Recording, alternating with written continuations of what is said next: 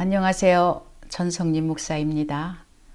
오늘은 창세기 후반부의 세 번째 시간으로 아브람과 롯에 대하여 말씀드리겠습니다. 아브람의 조카 롯은 아브람이 가나안으로 들어올 때 함께한 사람입니다. 아브람과 롯은 둘 다 풍족한 재물의 축복을 받았습니다. 그런데 그들의 가축의 수가 많아지면서 그들이 함께 동거하기가 어려워졌습니다. 각자 많은 가축을 소유하였기에 물과 초장을 놓고 그들의 목자들끼리 경쟁을 하게 되었던 것입니다. 때때로 재물의 축복이 인간 관계에서 문제를 일으킴을 볼 수 있습니다. 그뿐이 아니었습니다. 하나님께서 아브라함에게 약속하신 그 땅에는 가나안 족속과 브리스 족속도 살고 있었습니다. 원주민이 거주하고 있던 지역이었으니 낯선 이방인이었던 아브라함과 롯의 출현으로 그 지방의 모든 사람들이 어려움을 겪게 되었을 것입니다. 상황이 이렇다 보니 이 문제를 해결하기 위하여 아브라함은 롯에게 한 가지 제안을 합니다. 내 앞에 온 땅이 있지 아니하냐? 좋은 곳을 택하라. 내가 좌하면 나는 우하고 내가 우하면 나는 좌하겠다고 말했습니다. 아브라함이 롯에게 양보하였던 것입니다. 어떤 공동체가 화평을 유지하기 위해서는 어느 정도 구성원들의 양보가 요구되는 것입니다. 롯은 삶의 터전을 선택함에 있어 하나님의 인도를 구하지 않았습니다. 이기적인 선택을 하였습니다. 삼촌인 아브라함에게 어른 대접을 하지 않았습니다. 롯은 요단 평원 쪽에 마음이 기울어졌습니다. 그곳은 소알까지 물이 넉넉하여 여호와의 동산 같고 애굽 땅과 같이 풍요롭게 보였습니다. 요단 평원으로 향한 롯은 결국에는 죄악의 도시 소돔에 정착하게 됩니다. 롯의 선택의 기준은 물질적 가치에 있었음을 알 수 있습니다.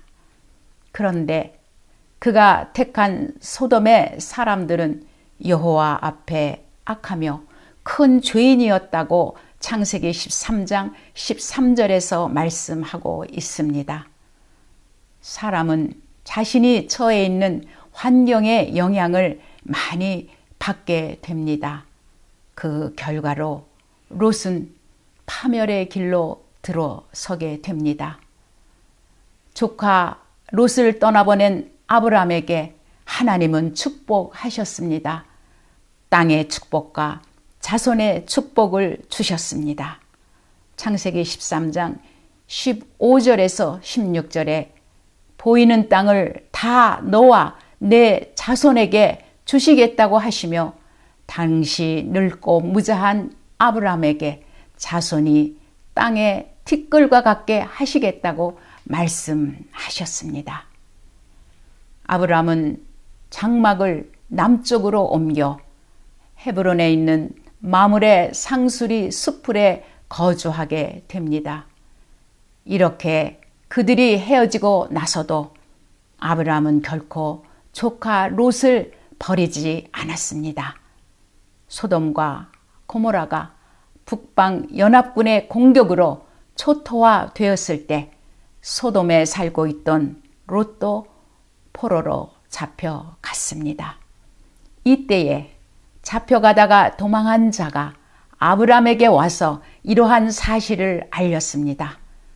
아브라함은 자신의 집에 소속된 사람들 318명을 이끌고 다메섹 왼편 호바까지 쫓아가서 모든 빼앗겼던 재물과 조카 롯과 또 부녀와 다른 포로들을 구해 왔습니다. 포로로 잡힌 롯을 구출하고 돌아오는 길에 지극히 높으신 하나님의 제사장인 살레망 멜기세덱이 떡과 포도주를 가지고 나와 하나님을 찬송하며 아브라함을 축복하였습니다.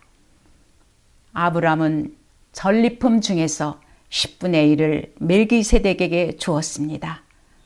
아브라함은 만물의 소유권이 하나님께 있음을 인정한 것이며 또한 멜기세덱의 제사장 직분을 인정한 것입니다.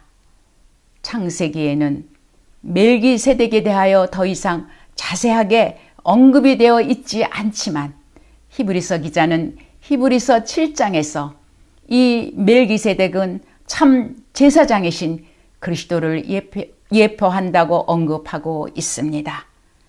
이후에 죄악의 도시 소돔과 고모라가 하나님의 심판을 받아 유황과 불로 멸망하게 됩니다.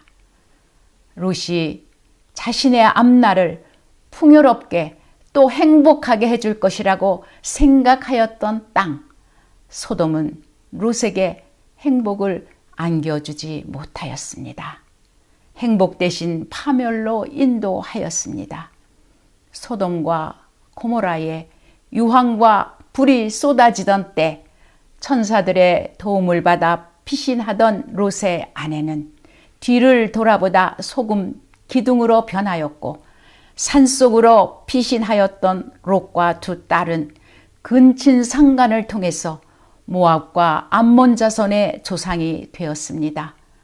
우리는 오늘의 말씀 속에서 아브라함의 넓은 마음과 롯의 이기심을 보았습니다. 우리가 최선의 결정이라고 생각하였던 것들이 우리에게 최악으로 다가올 수도 있다는 것을 잊지 마시고 모든 일에 하나님의 인도를 구하시기 바랍니다.